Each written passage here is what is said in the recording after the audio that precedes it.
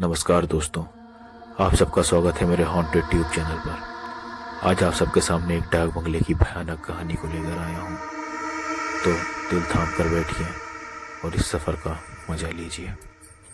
मोहन एक सरकारी अधिकारी था जिससे एक दूर दराज के इलाके में काम करने के लिए भेजा गया था। रात हो चुकी थी और उसे अगले दिन सुबह काम शुरू करना था, इसीलिए उसने पास के पुराने डाक बंगले में रात बिताने का फैसला किया।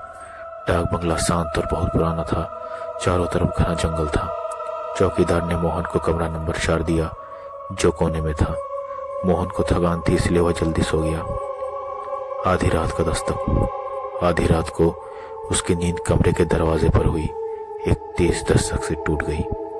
मोहन हड़बड़ाकर उठा और पूछा, कौन है वहां? कोई जवाब नहीं आया। उसने फिर पूछा, कौन है बाहर इतनी रात को? अंदर से कोई आवाज नहीं आई, लेकिन दरवाजे पर एक और धीमी लेकिन भारी दस्तक हुई। मोहन को गुस्सा आया। उसने सोचा कि शायद चौकीदार मजाक कर रहा है।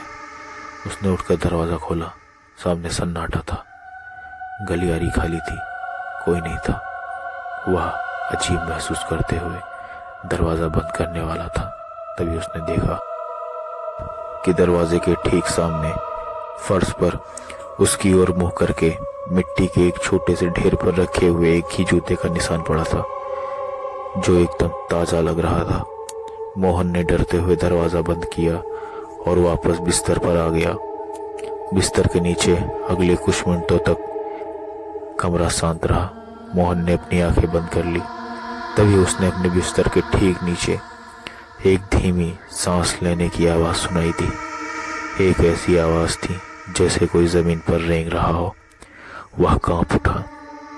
उसने नीचे सर झुकाया। अंधेरे में उसे बिस्तर के नीचे 2 पीली जलती हुई आंखें घूरती हुई दिखाई दी। और फिर उस भयानक आवाज ने फुसफुसाते हुए कहा, क्या मुझे अंदर आने के लिए दरवाजा खोलने की जरूरत थी? मोहन अगले पल कमरे की खिड़की तोड़कर बाहर कूद गया और जंगल में भाग गया, यह सोचे बिना कि वह आप कभी उस डाक बंगले के कमरे नंबर 4 में कदम रखेगा। क्या आपको इसी तरह भूतिया कहानी पसंद है तो मेरे चैनल को सब्सक्राइब करें और बेल आइकन को प्रेस